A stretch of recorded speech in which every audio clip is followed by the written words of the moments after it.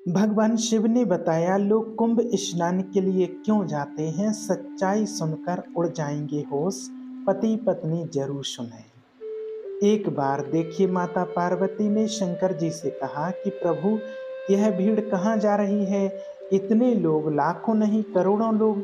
शंकर जी बोले, जा रहे हैं कुंभ नहाने। तो माता पार्वती ने बोला, यह तो सभी पुण्यात्मा हैं। शंकर जी बोले, नहीं, यह जा रहे हैं लेकिन देखने और दिखाने जा रहे हैं। चलो, देखा है कितना बड़ा मेला लगा हुआ है, और दिखाने के लिए कि हम भी गए थे, तुम गए थे, नहीं तो यह देखने और दिखाने के लिए जा रहे हैं। माता पार्वती बोली, यह तो सब भक्त हैं, सब बड़ी श्रद्धा से जा रहे हैं। प्रभु, आप इन सबको दर्शन दो, और जितने भी कुंभ नहाने जा रहे हैं, आप सब पर कृपा करो, सब अच्छे लोग हैं।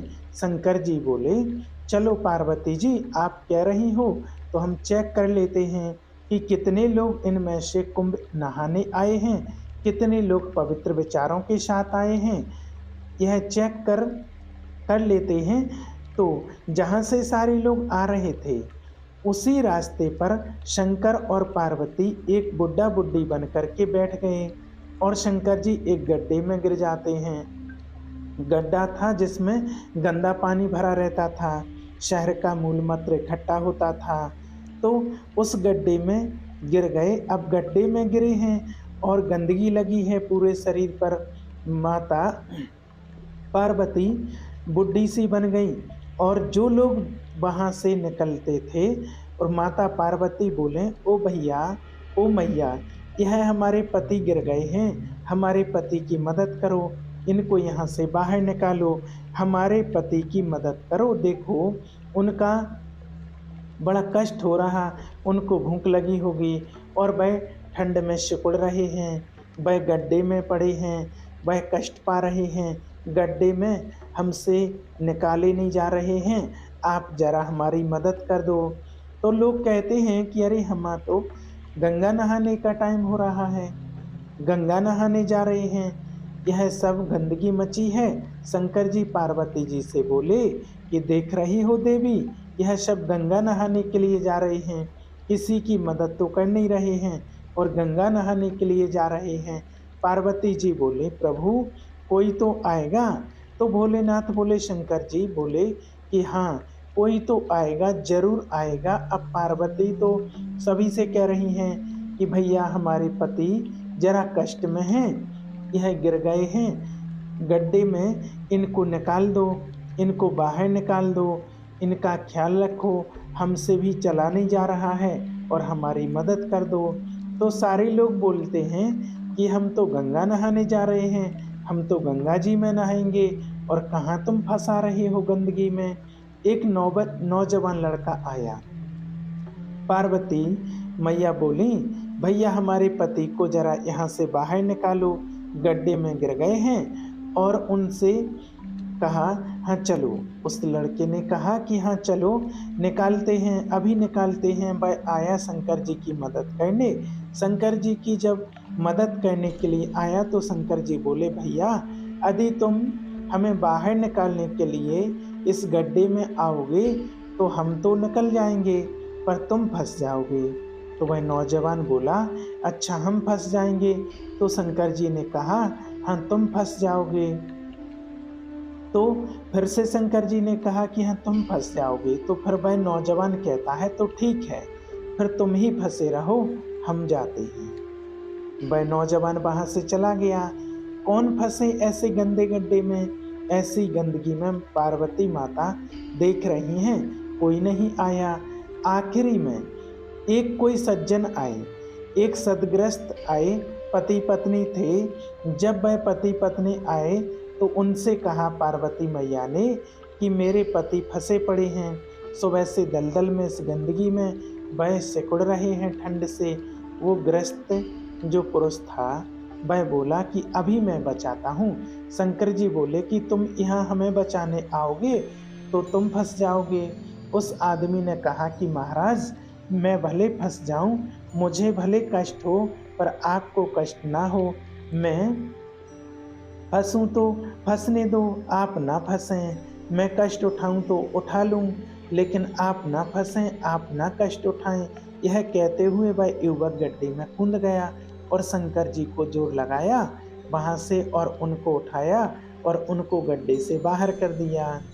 अब जैसे ही बाहर किया शंकर जी ने भी उसका हाथ पकड़ा और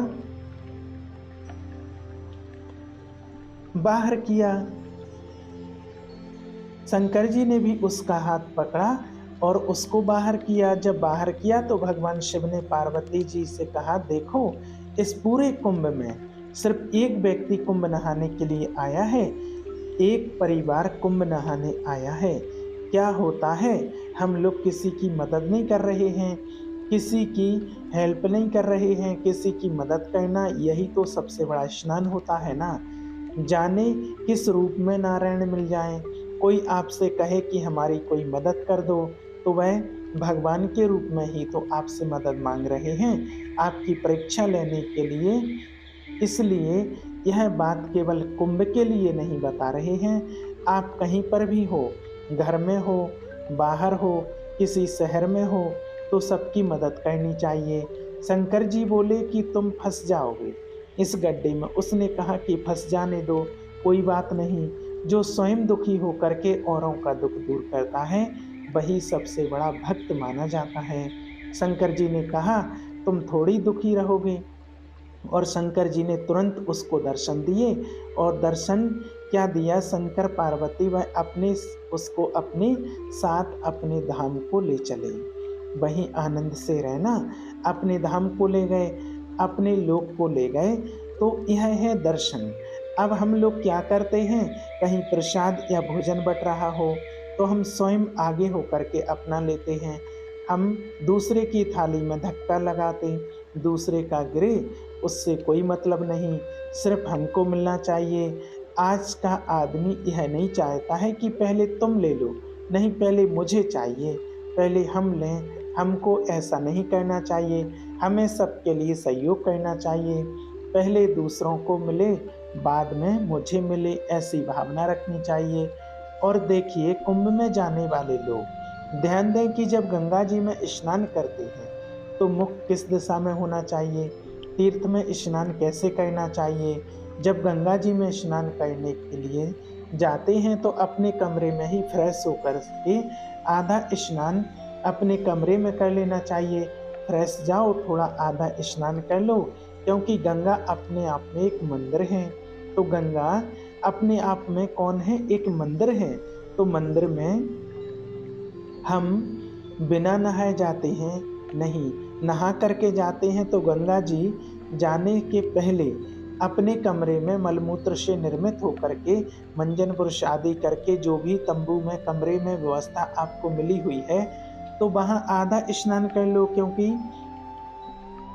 शौच करने के बाद नहाना चाहिए। तो कमरे में आधा नहा लो। जो कपड़े शौच करने में पहन करके जाते हैं वह कपड़े गीले करना चाहिए और फिर शौच करने के बाद नहा लो। आधा स्नान अपने कमरे में ही कर लो और उसके बाद ही आप गंगा जी में नहाने के लिए जाइए। आधा नहाने के बाद फिर पवित्र होकर के गंगा जी में जाइए। फिर वहाँ जा कर के सबसे पहले गंगा मैया को प्रणाम करना चाहिए। जाकर ऐसे नहीं कि सीधे पैर डाल दें, नहीं, सबसे पहले गंगा जी के किनारे बैठ करके और गंगा मैया को प्रणाम करो और हाथों से थोड़ा जल उठा करके पहले अपने मस्तक पर डालो। कहाँ डालो, अपने मस्तक पर जल डालो कि गंगा मैया हमारे माथे पर विराजमान हैं। गंगा मैया आपकी कृपा से सदा सब लोग सुखी रहें, सब प्रसन्न रहें। और कहना चाहिए, हे गंगा मैया हम सब पर सदा आपकी कृपा बनी रहे, हम प्रभु का स्मरण करते रहें, एक क्षण के लिए भी मैं भगवान को कभी भूलूं नहीं। गंगा मैया मैं भगवान को कभी नहीं भूलूं, हे नाथ मैं आपको कभी ना भूलूं। कहीं भी हूँ गंगा मैया, आखिर आखिरी सांस तक आपका दर्शन करने आ सकूं, आपको देखते रहें, आपकी कृपा से आपका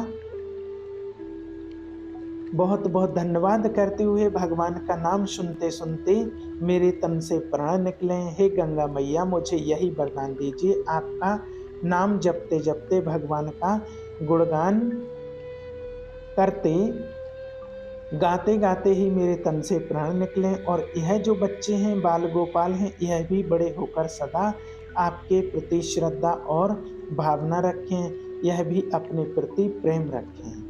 और फिर गंगा मैया को प्रणाम करो, और फिर जिस तरफ से गंगा जी की धारा आ रही है, किस तरफ से, जिस तरफ से गंगा जी की धारा आ रही है उस तरफ मुंह करना चाहिए। जिस तरफ गंगा जी की धारा आ रही है, तो जिस तरफ से धारा आ रही है उस तरफ मुंह करके फिर गंगा मैया को प्रणाम करते हुए स्नान करना चाहिए, डुबकी लगानी चाहिए। और डुबकी कैसे लगानी चाहिए?